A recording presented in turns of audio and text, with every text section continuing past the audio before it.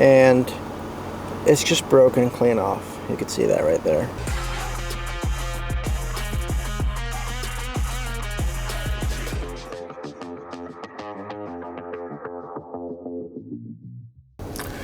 Alright, so I'm in Florida right now. We are at SRQ. We're going to drop the Tundra off, get a bunch of armor made. And before I do that, I just realized I hit 4,000 miles. And so I kind of want to have a little conversation about my first impressions owning a hybrid TRD Off Road limited Tundra. And so most of it is good. What I'm going to talk about first is like kind of as many bad things as I can think of, and then kind of go from there. Kind of wrote some down here, and I think the biggest thing that sticks out to me is going to be the sensors on this vehicle can be pretty annoying. So one thing that happens is it seems to be calibrated where, you know, it picks up things from a really long distance away, probably well over 10 feet. And obviously, if somebody new is driving your vehicle, it's probably a good thing so that they protect your vehicle. But if you are driving your vehicle all the time, it's either really, really annoying, or you're just going to eventually get desensitized to it, start ignoring it, and then it defeats the purpose of those sensors anyway, because it's like, it's always crying wolf type of thing. So that would be the biggest thing that sticks out right away. Next thing would be the auto parking brake. Every time that you brake this vehicle, it basically will activate on its own the parking brake. So there's no button really to do that. Now you can turn this setting off, and most of the time it's fine. You come to a stop, it turns on its parking brake. I don't have a problem with that. But if I want to open this door, whether I'm off-roading or like towing something, and like really slowly go reverse and look at what I'm doing outside the vehicle, if I reverse even at 1 foot, it's going to lock the car and kind of basically stop me in place. And so it just kind of ruins usability a little bit, and that kind of pisses me off, especially because I do that all the time. I don't mind leaving a door cracked, leaving my foot out the door, you know, if I'm just barely moving the vehicle. So that's kind of annoying. This is what happens when you have the door open. Put my foot out there, and I'm put into drive, and you can see here, shift to parking before exiting vehicle, and obviously all these sensors and noises are going off. Very annoying, right? And as soon, boom, it already, I didn't even move, and parking brake already activated. And that is very annoying. Same thing happens if you go reverse, you're looking out, you kind of want to see where you're backing up. You can't even move now. So I have to end up closing the door. So close the door, have to put it back in park, switch it back to reverse. Now I can move freely. And that right there is like so tedious and annoying. I just can't believe it, to be honest. Another thing, I'm going to switch over to the infotainment system. Obviously it's a limited, it's got all the bells and whistles. The only thing I've had a real problem with is every time I'm listening to like Spotify, but not using like Android Auto or Apple CarPlay, if I'm just like Bluetooth synced through Spotify, then as soon as somebody calls me or I call somebody, when it comes back to playing the music, it glitches the music, and I basically have to turn off the screen and turn it back on. So very, very annoying. And I'm not really sure. I already did whatever updates they had on the screen, so I'm not really sure like what's going on with that. But yeah, that kind of bothers me. It just shouldn't happen. It seems like the most basic functionality, you know, you're going to listen to music and then you're going to transition to a phone call. Anything else that this infotainment system does is just bonus, really, right? Like, okay, navigation maybe, and that's about it. Like, so if that doesn't really work, and when technology fails, I get really, really annoyed. So that's one thing. I would say this one has the tow mirror package, and there's terrible visibility to the point that I think I'm going to hit somebody one day, like a biker or something. These mirrors are just tough. They're really, really tough to deal with. I know that there's guys that haul stuff all the time. I haul stuff fairly often, but like, I don't know. Maybe the window size is too small for these mirrors. I don't know, but they're just in the wrong place, and it just bothers me. It's a safety issue. So it's a red flag for sure if you get the tow mirror option. I don't think you'll be happy with that. Now, the mirrors themselves from a functionality standpoint are great when you need to use them. They extend out and they do everything you're supposed to do. But yeah, I mean, my wife hates them. I don't like them. They don't even look that good either. But it just came on this vehicle, and so it was the only one that wasn't marked up in like the country at the time. So I flew into North Carolina to go buy it, and so I didn't care that it came with tow mirrors, but it's not an option I selected. The next one would be the driver's seat switch panel down here that brings the seat forward or backwards. In my old Tundra, and by old I just mean like a 2016, every time I slid out over time, this plastic panel cracked, and the little tabs, it's just held on by little tabs, and they would snap off because I guess my butt slides along them. But I'd imagine everybody's butts to an extent slides along this panel as you exit the vehicle. So I don't really know why they didn't solve that by now. I cannot be the only one that's ran into that. So the fact that this truck already broke its panel and the plastics are new, they're not old, it's a huge red flag. I want to show the seat panel. See the plastic right here?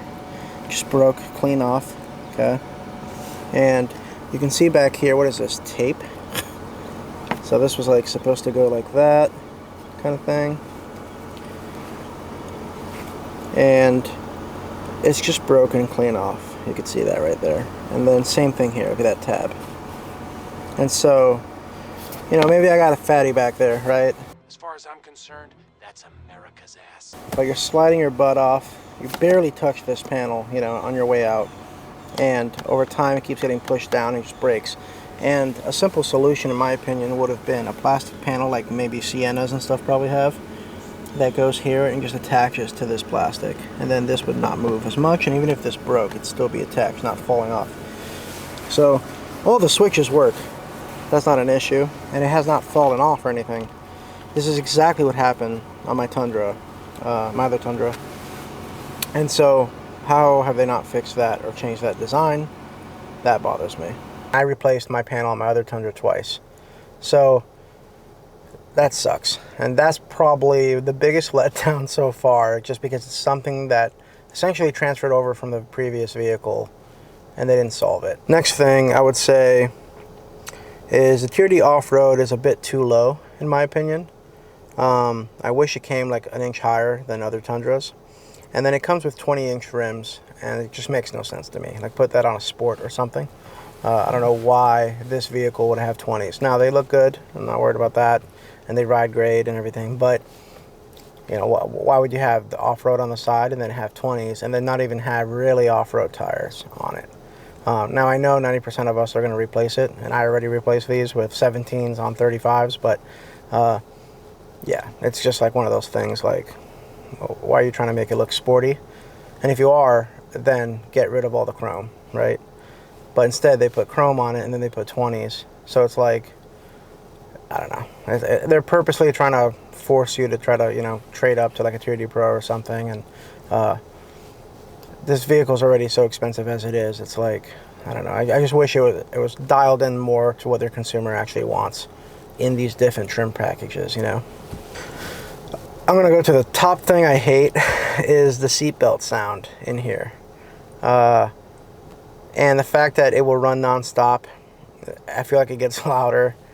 Every seat basically has a sensor in the limiteds, I think. So like, if you put any weight anywhere, you're screwed. There's no button to turn this stuff off. And I think it's probably the one thing that, as a pet peeve and principle, on principle only, you might trade in your vehicle for it. It's that dramatic and annoying.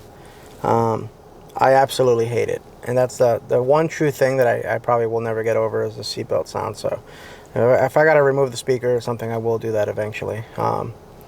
But yeah, so beware. I would say the last thing I'm not impressed with on this is the wheel wells are not like plastic lined. They're basically like carpet lined. I want to show the fender wells here. This is all like a felt, you know, like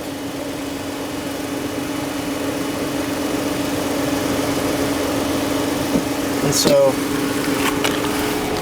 look at this. This is not plastic. It's like a cloth. This is plastic. You know? Then over here they have like little floppy plastic. But this is just crazy to me. Like even some of the skids and stuff. And so like it's a TRD Off Road. I get that on a sport if you're going to be cheap. And not you as in the consumer, but you as in Toyota. And I get that on SR5s and, you know, simpler models. But once you get to like the limiteds, the capstones, the TRD Off Roads, the, you know, TRD Pros, like that should be plastic. It really should be like aluminum or something even better. But I don't know why they would go backwards. It must be like, I don't know, sourcing the materials during, you know, after 2 years of pandemic stuff. I don't know. But this is a 2023, so they didn't even solve it the following year because I didn't buy it 2022. So, yeah, that's just like crazy to me. It's just so cheap and very annoying. I want to get into some things that I really like about this vehicle. So these would be just things I noticed that stick out to me. Obviously the infotainment system looks really nice. Big fan of that. I really like the truck bed. The bed like lining looks good. I think these beds have more room than my other Tundra. At least it seems that way. The hybrid system runs really great. The power in here is amazing. And now that I've lifted it and put tires on it, the truck feels perfect. I mean, just as it is right now. We've got a Dobinson's IMS lift on it. We've got long travel rear shocks. I still have to do extended brake lines back there. But it feels perfect. And the power in this vehicle handles it so well. So that I really like. Now, one unorthodox problem, or not problem, but hurdle you got to get over, is the hybrid has a battery in the back seats. This is the battery location here. It sits up, pop this off. I won't be able to do it with my fingers. Oh yeah, I can. Nice. Anyway, there you go. So obviously if you want to run, you know, a line all the way here for like a winch, it's probably the best place to do it. But now your winch line, you know, your 0 gauge wire, it's going to be expensive. It's going to be extremely long. And then it's hard to, you know, get it through firewalls and such. Let's see if I can figure this out here. There we go. There. So there's 2 fuse boxes in the front, but there's no place to like tap into a battery when you're doing aftermarket accessories, and so that's going to be a bummer. I have found ways to get around it and tapped into the fuse box and try to be clever, but I wish there was like just terminals or something up there, even though, you know, they have the batteries back here. I wish there was a way to like tap into something over there more directly, especially if you're going to attach like a winch and stuff big in the future, because I would hate to have to run that line all the way in here. So things to consider, but the hybrid system is great. Efficiencies are pretty good considering it's lifted, it's got tires, and you know, I wasn't expecting it to be super efficient anyway, but the biggest thing is the power. It really is an improvement in my opinion, just usability wise and drive quality wise. And then having done several road trips now, this last one was 16 hours, the seats are comfortable, it's spacious. You know, when you have a limited, you got your cooled seats, so nice when I'm in Florida. But I came from Indianapolis, so I also have the heated seats and the heating steering wheel, so like that was amazing. 360 cameras, panoramic sunroof, I mean the list goes on. So I don't think unless something catastrophic happens, I'm probably never going to trade this truck in. This will probably be at least a 10-year vehicle, hopefully. Just because I don't need 50% of these things. So it has so much more that I think it's just going to last the test of time for me from a technology standpoint and stuff. So I'm not sure what other things these brands can even come out with, really. So now that Toyota's kind of caught up to some of these other brands, I'm good like with it, and so that's why I went and got the limited. The JBL system's amazing, no complaints there at all. You can see the long travel springs from Dobinson's back there, and you can see the IMS, and we've got some timber and bump stops back there as well. So the suspension on this looks great. Back up here, kind of show the lift.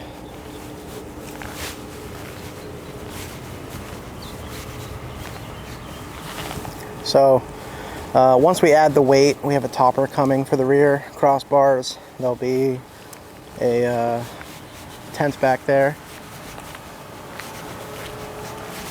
This whole backside will come down more, along with the rear bumper. And then I want to have some rake in case I got to tow something. That way I still end up level.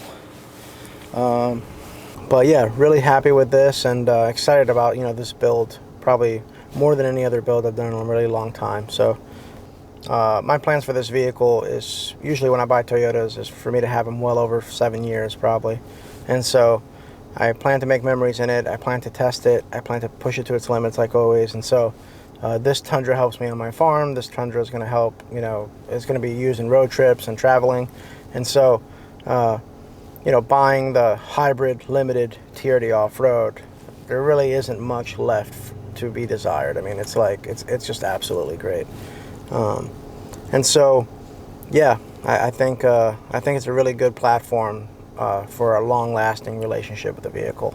And so, but like anything else, nothing's perfect. You're gonna find things, especially depending how you use it. So that's what I found.